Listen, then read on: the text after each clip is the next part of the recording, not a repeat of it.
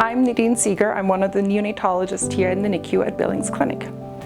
Here in the NICU, we provide care to infants starting at 25 weeks gestation. Some of those are quite small, at about 1 pound, and so we provide critical care for them to help them grow and transition home. This NICU was built about 22 years ago. At that point in time, it was what we considered a level 2 NICU, which was really meant to provide care to infants who did have some difficulties at birth, but were much more mature than the babies who were taken care of at this point. The babies, because they're so small, often have very long stays in the NICU. Some of them will stay 90 to 100 days, some will even stay longer than that.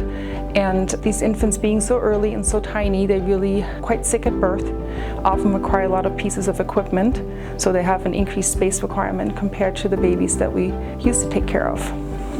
Also, with the babies staying so long in the NICU, families are in the NICU for that long as well. There has been really a great shift in NICU care over the last couple decades of involving families more and more. We know having families at the bedside is a very positive experience for the families, increases satisfaction for families and the staff, but most importantly, we know it has actually had a very positive impact on outcome of the babies. Babies have shorter stay and do better in the long term when their parents can be at the bedside for a lot of their stay. So the benefit of the new NICU is really we're trying to focus on having a family-centered NICU. What that means, again, going back to allowing families to spend more time at the bedside, allowing them to spend the night with their babies. Right now our NICU is an open concept. We don't have any rooms other than a single isolation room. So noise control is an issue. Families don't have privacy to stay and sleep at the bedside.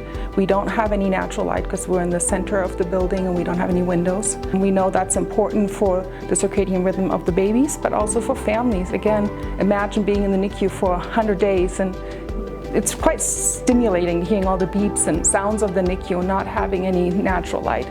So I think it would really help families, and I think it's important for their mental health as well.